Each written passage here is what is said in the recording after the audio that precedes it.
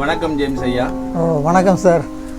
உண்மையில் இன்றைக்கு நீங்கள் உங்களோட நேரத்தை ஒதுக்கி எங்களுக்கு தந்ததுக்காக முதல் கண் உங்களுக்கு நன்றி சொல்லணும். ஐயா, உங்களை பற்றி சொல்லுங்களேன். நீங்கள் பிறந்த இடம் எது? நான் பிறந்தது உண்மையில் வங்காள தான். எங்களோட அப்பா அம்மா வந்து அரிப்பு. ஆனால் நான் பிறந்தது ஐயா பரம்பாங்கண்டில் படிப்பிக்கும் போது அடைக்கலமோட்டை. உங்களோட அப்பா வந்து ஆசிரியர். அவர் வங்காளை. படித்ததுங்க ஐயா?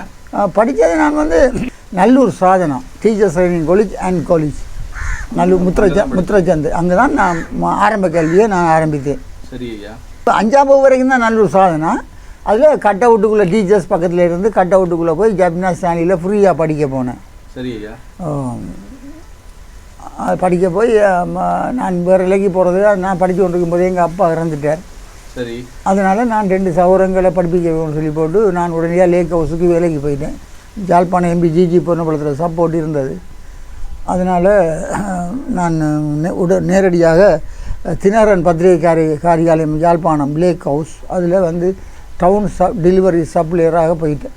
சரி. மற்றது உங்களுக்கு அந்த தமிழ் வேந்தனும் உங்களுக்கு ஒரு பேர் இருக்கிறதாக அறிகிறோம். அது எப்படி வந்தது?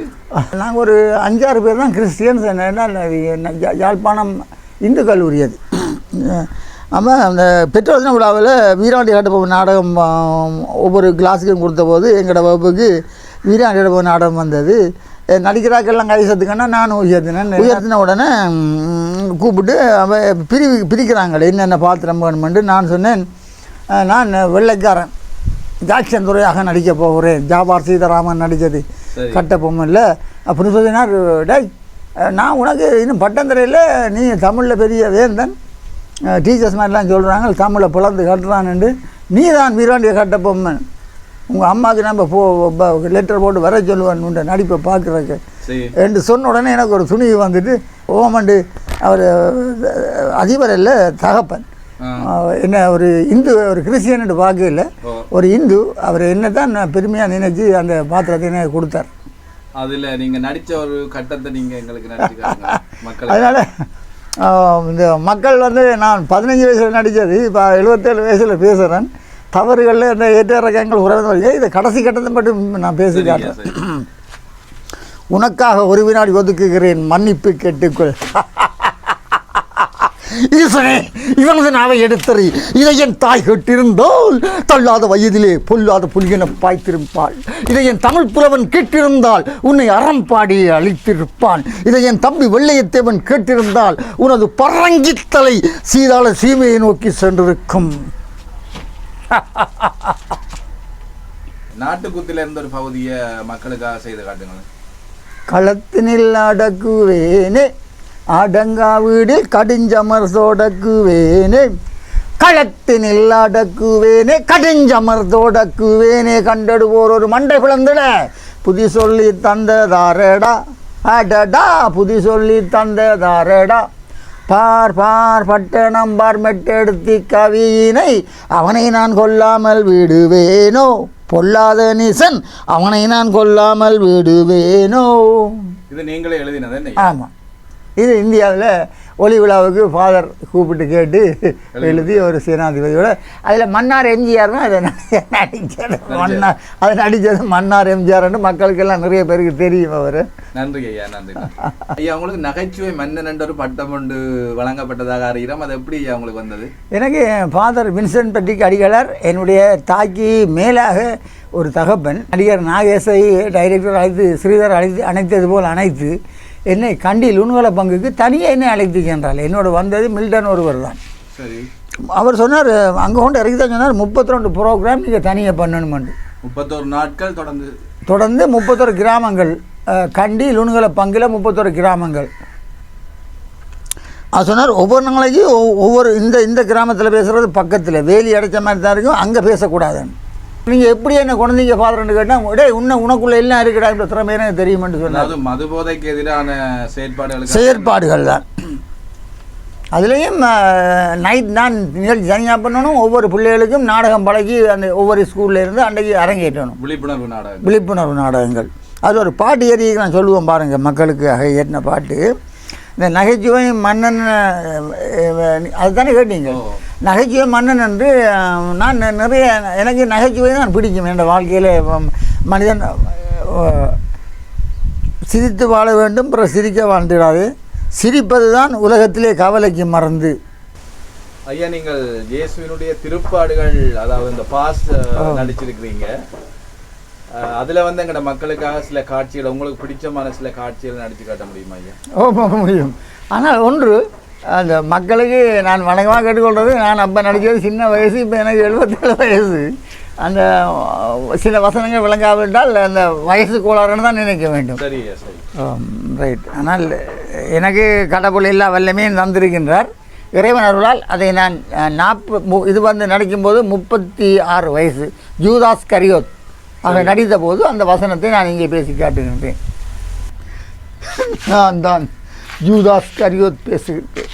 கொடும் பாவத்தை புரிந்து விட்டேன் அப்பனே,